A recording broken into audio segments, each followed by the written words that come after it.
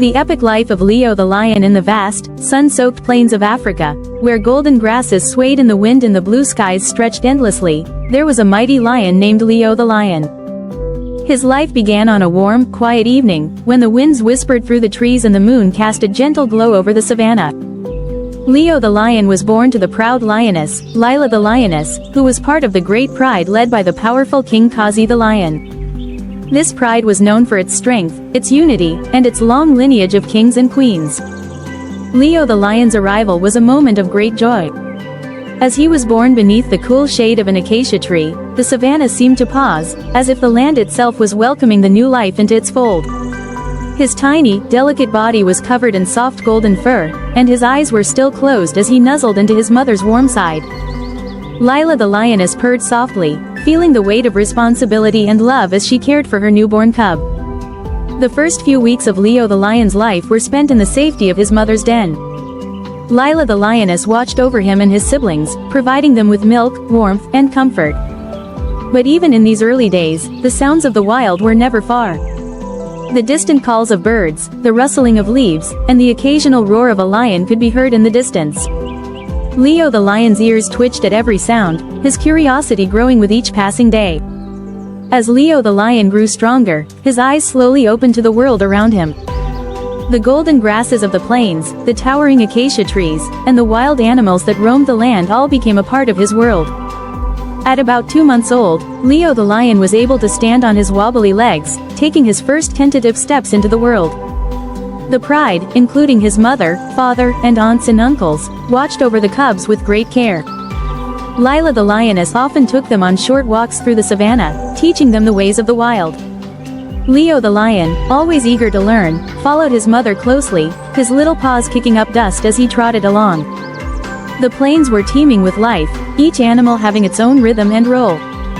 As Leo the lion and his siblings ventured out with their mother, they would encounter zebras grazing near waterholes, their black and white stripes blending with the tall grasses. Herds of gazelles darted through the savannah, their long, slender legs propelling them with graceful speed, a constant reminder of the quickness Leo the lion would one day need to learn.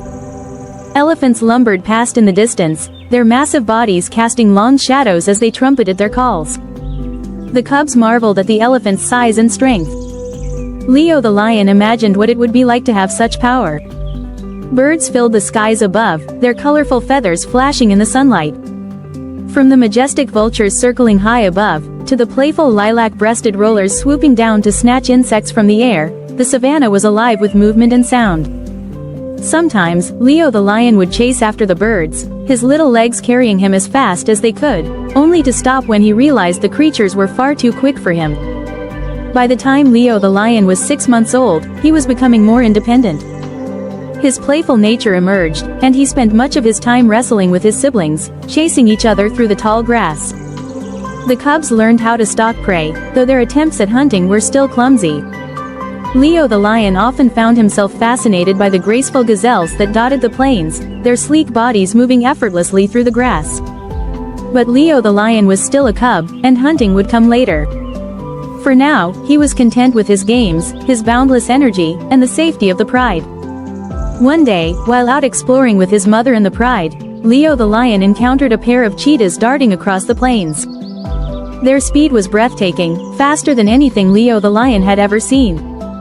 Lila the lioness explained that the cheetah's speed made them the fastest land animal, capable of running at incredible bursts to catch prey. Leo the lion watched in awe as the cheetahs weaved effortlessly between the grass, chasing down a gazelle with lightning speed.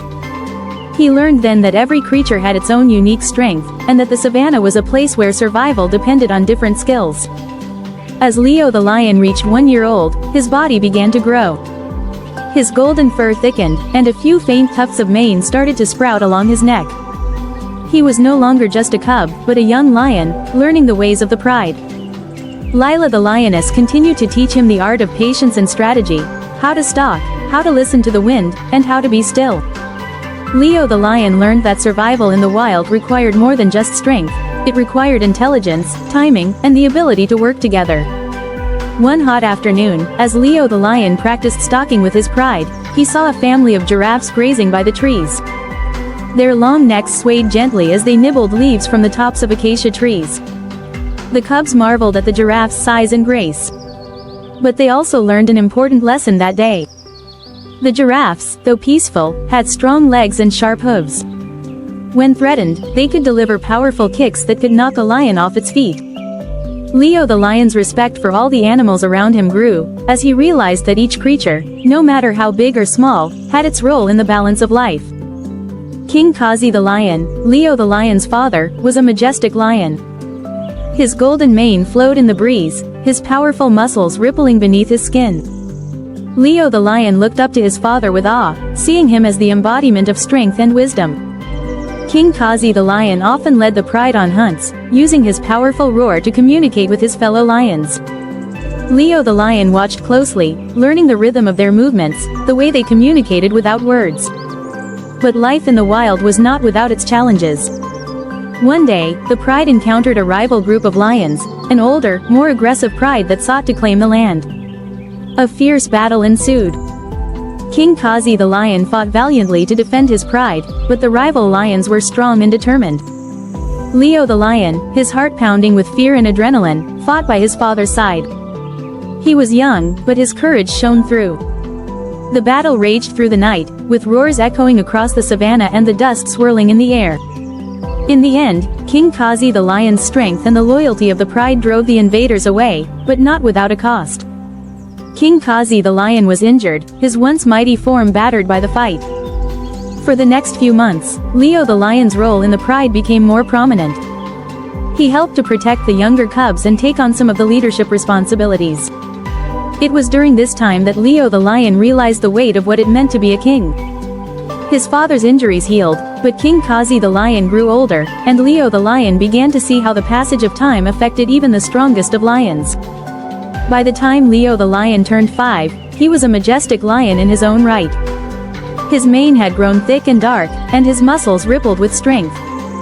His eyes were sharp, and his roar could be heard echoing across the plains.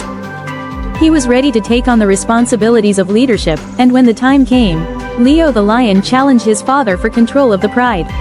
King Kazi the lion, wise and understanding, saw the fire in his son's eyes and knew it was time for him to step aside. With one final roar, he passed the mantle of leadership to Leo the lion. The pride gathered around the new king, and Leo the lion stood tall, proud of the legacy he would continue. His reign began with strength, wisdom, and a deep understanding of the balance of the wild. He hunted with the pride, defended their territory, and protected his cubs with fierce loyalty. As the years passed, Leo the lion's mane grew grayer, and his strength began to fade. The time came for him to pass the leadership to his own sons. Leo the lion, now an elder lion, stepped aside, knowing that the future of the pride was in capable paws. He had raised his family with love and wisdom, teaching them everything he had learned from his father and from the land itself. One quiet afternoon, as the sun dipped below the horizon, casting a golden glow over the plains, Leo the lion lay down beneath the acacia tree where he had once been born. The wind whispered through the grass, and the sounds of the savannah filled the air. Leo the lion's life had been long, full of challenges, victories, and the love of his pride. And so, as the stars twinkled above, Leo the lion closed his eyes for the last time, his spirit becoming one with the land he had ruled for so many years. His legacy lived on in his children and in the pride that continued to thrive under the golden skies of the savannah. The circle of life had come full circle, and Leo the lion's journey had ended, but his roar echoed in the hearts of all who knew him, forever remembered as the great lion who had ruled with strength, wisdom, and love. The plains, the herds, the birds, and even the silent stars above, all told his story. Thanks for watching Kids Hub. If you enjoyed this story, don't forget to like this video, comment below, and share it with your friends. And most importantly, subscribe to Kids Hub for more fun and exciting stories. See you in the next adventure.